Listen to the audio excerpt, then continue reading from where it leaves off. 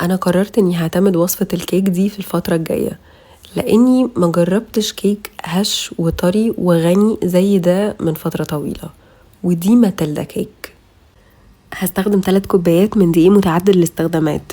هنخل الدقيق كويس جدا وهحضره بكيك شيف بيظبط كل كيك كل مرة، بيخلي الكيكة هشة نفشة ما فيهاش اي فراغات وبتفضل طازة لمدة اطول، مع رشة ملح مهمة جدا في خليط الكيك. كوباية كاملة كاكاو خام من غير سكر وكوباية ونص سكر ابيض. هخلط كل المكونات الجافة مع بعض وهضيف عليهم 3 بيضة بدرجة حرارة الغرفة، واكيد كمان فانيليا بس للأسف ما تصورتش. 1.25 كوب حليب وكوباية واحدة بس من الزيت النباتي، استخدموا اي نوع زيت يكون ملوش طعم.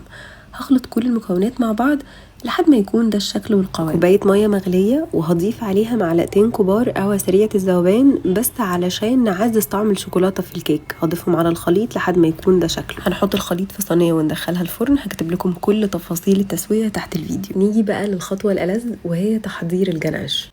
هستخدم كوباية من كريمة الخفق وكوبايتين من شوكولاتة المطبخ. هضيف الشوكولاتة على الكريمة على دفعتين وهدخلها الميكرويف كل مرة لمدة 20 ثانية بس لحد ما يبقى ده الشكل والقوام.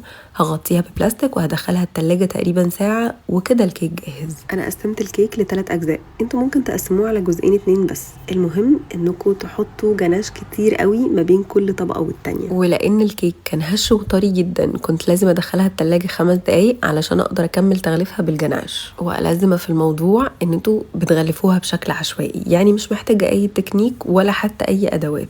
بجد سهلة لذيذة غنية وخطيرة، بجد لازم تجربوها.